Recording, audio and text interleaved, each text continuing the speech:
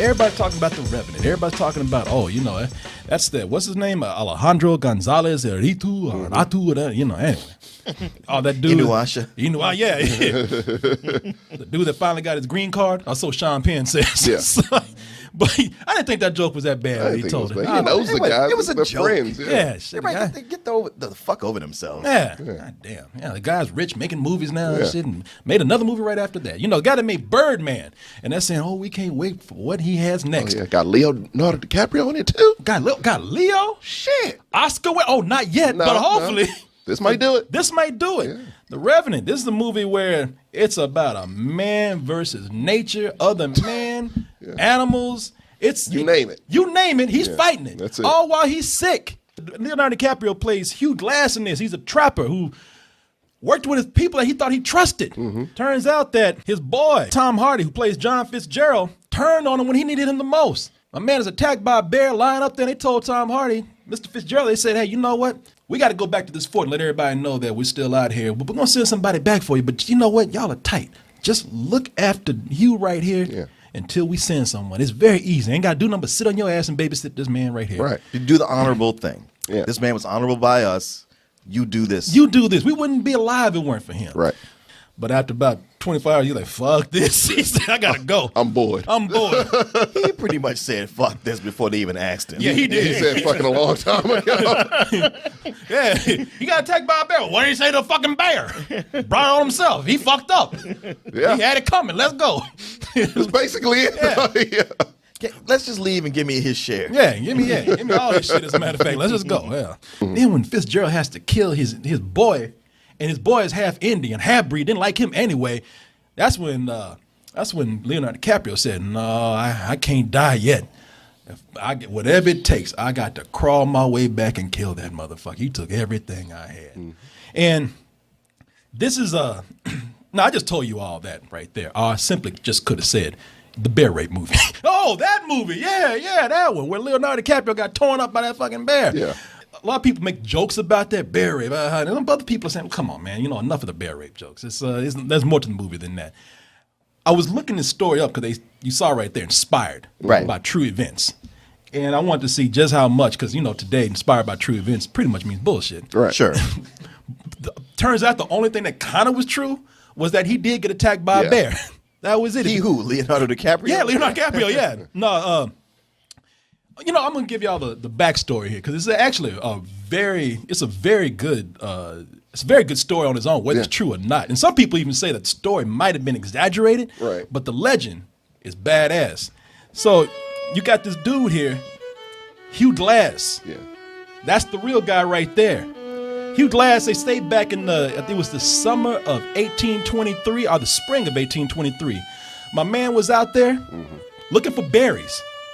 Not bothering anybody. Bear out of nowhere came up behind him and pretty much told him, all we can do is the easy way out of the hallway. Some of the choice in yours. Mr. Glass chose the hard way. And Bear tore that ass up. Tore his ass up. Now, the man was hanging on literally by a thread. Threads of skin. They say that he had gashed up wounds. He had cuts that were bleeding profusely, and he had parts of himself hanging on just by slabs of skin. Yeah. Seriously, like they didn't think this guy was going to survive. Mr. Fitzgerald came up. They said, "Hey, you and this other boy. Let me see this other boy. The boy's name, a young impressionable kid, Jim Bridger. Jim Bridger and Fitzgerald there. I didn't have a picture, so I choose time. I had to make that shit look old. Yeah. But they said, hey, man, look, just stay with him, and we'll send somebody back for you. Now, it turns out that Fitzgerald was out there for actually a week. Out there a week the whole time, and come on, a week would drive anybody crazy, so he just said, fuck this. Took all of Hugh Glass's shit. I mean, that's what really made it bad. He took all his shit. He could have just left him there, but he said, you ain't gonna need this gun. You ain't gonna need this hat. You ain't gonna need these shoes, pants. In fact, you ain't gonna need nothing, man. You practically dead. So he left him out there almost naked to do nothing but survive the elements. So this, in the movie, they say, you know, they killed his Indian son. He has to get back. In front of him. In front of him. He has to get back at Fitzgerald for revenge. to make things right. Turns out that Glass was just pissed that they left him out there. And he was so pissed that he actually crawled for months to get back to the fort so that he could just do one thing, and that is kill Fitzgerald and little young Bridger, man. They said that he scared off wolves for meat. They said that he fought off other Indians for survival. He braved the elements. Pretty much had to eat grass, weeds, and all the stuff that he found on the ground because he couldn't walk, because he was crawling until he could build his stuff up. It wasn't until about a month that he got away from that fort that he was able to walk again and beat on the door. Where the fuck is Fitzgerald? Where's that motherfucker at? And they said, oh man, he left months ago. He went and joined the army, and he ain't coming back. I'm gonna kill that motherfucker. And they said, well, now that he's a soldier, if you do that, then you'll be a murderer. And well, guess what? You just shit out of luck. And turns out that Fitzgerald got away with it. Bridges was there, but he just was so young that Glass said, hey, you know what? Fuck it, man. I'll let you go too, because that dude just talked you into it. Became a famous mountain Became man. a famous guy. Never got his revenge on Fitzgerald. But people knew one thing. They knew about that fucking bear attack. And then he said, if that's the only shit I can get out of this, yes, I survived the worst bear attack of all time, man. And that actually like put the movie in perspective for me, because when I saw this film here, I said, you know what? It's not about Revenge. That revenge right there that really got to me. That whole thing about revenge for his boy, I'm not gonna lie to you, I didn't feel anything about that. I just felt like they kind of put that in there for a mainstream audience so they would have some emotional attachment to these characters. For me, it felt kind of fake. You said you saw that shit too, so I'm not the only one, right? Not at all. That shit, it seemed a little manufactured to me. And it just seemed like any other run-of-the-mill revenge story, and it didn't have a lot of weight behind it, really. Yeah, to me, it didn't either. Now, I'll tell you, the thing that really did get to me, where the emotional part of me came into it, is just watching his, what is it? I already know what you're about to say. What am I about to say? Watch this motherfucker just survive. Survive, yeah. Simply survive. You know, It's hard to watch.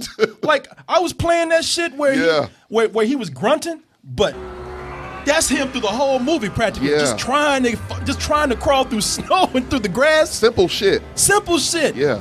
It's almost like I forgot he even had a kid. I'm just like, man, I'm just seeing you almost getting attacked by Indians, and I mean, it was almost like grass was killing him. Yeah, like no, you just feel like something's infected. Like you just, your whole body is infected, motherfucker. You could just die at any moment, probably. Yeah, they do such a great job with that bear attack in the movie right here.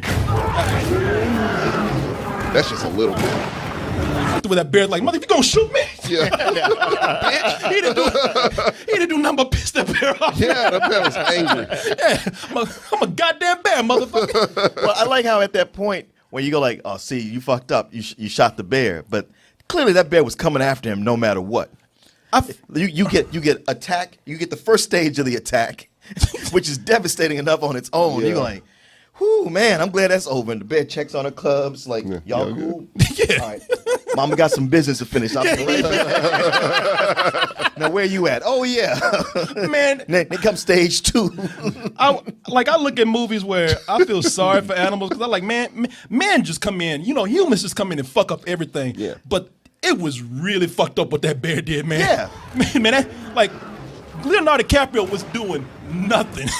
You know what makes it worse is like everybody in that party that he was leading along, they would have been the ones to fuck with the bear. To be like, hey, look at these cubs. He's the only one who was respectful. Like, hey, you know, take care of nature. Yeah. Don't disturb things. I'm just get some berries, scout it out. I'll be right back. And that bear she's having to be an asshole. And that bear was an asshole. Like, Leonardo DiCaprio, he even looked like, oh, shit. And that bear was like, yeah, motherfucker. You think the bear's leaving. The bear just looks at him and just like, wow, man, I fucked you up. I fucked you up. And the bear just starts walking off. And it's just like, no, motherfucker. You know, I really don't like you. He's the bear sniffs him to like, I still smell life in you. Yeah. And what's cool about it, like, it looks like a real animal attack too. Oh yeah, I don't know how they did that. Yeah, it's. I mean, of all kind of animal attacks, this I think to me by far is the scariest. Oh, I've it seen. is. Yeah, it was one because what they do is like a lot of the camera work in here. They put you right into the situation where it's fuck 3D. Just sometimes putting yourself in a point. Oh, yeah. This movie was more 3D than most 3D movies I've seen. Yeah, without glasses. Without glasses. There's a point here where the bear's like sniffing Leonardo DiCaprio, and you feel like the bear's nose on you, and it goes for a lot of things in this film. The movie puts you into this harsh environment. This whole thing about Tom Hardy leaving Leonardo DiCaprio behind, I really wasn't that upset by it because it's such a shitty period in time. It is such a shitty environment that they live in.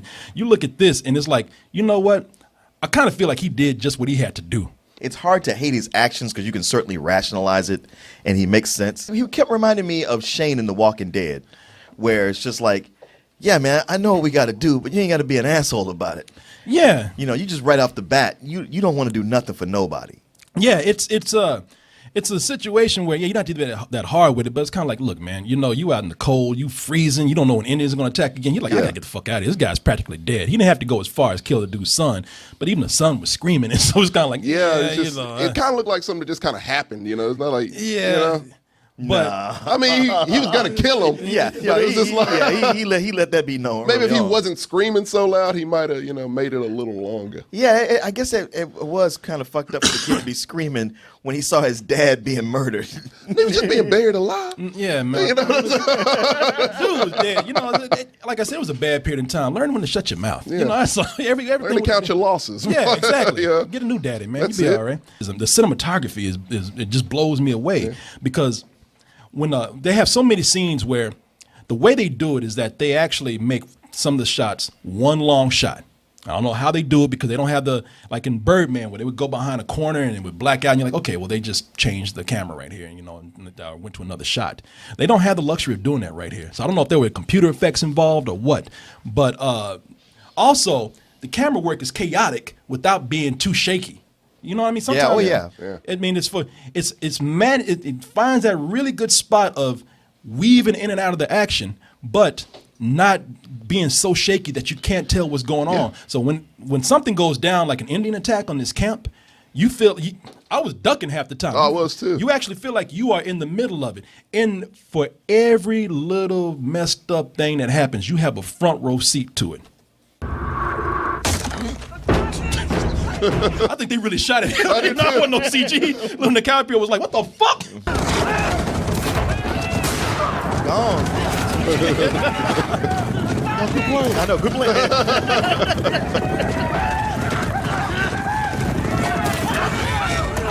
I was like, "Fuck this, I'm out."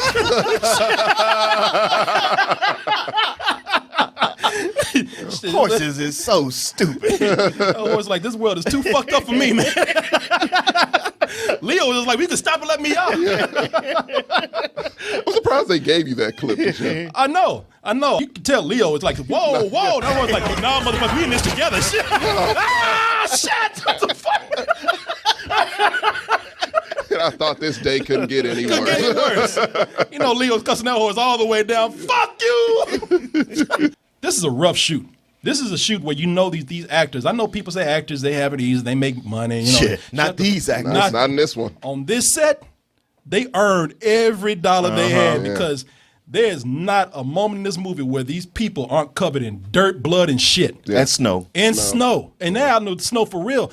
Yeah. One of the things with this movie that they say is that they had to shoot on location and they had to shoot with natural light. Mm-hmm. So when you see these people out there freezing to death, that's real, man. These guys, they earn that shit. You think homeless people have it bad today?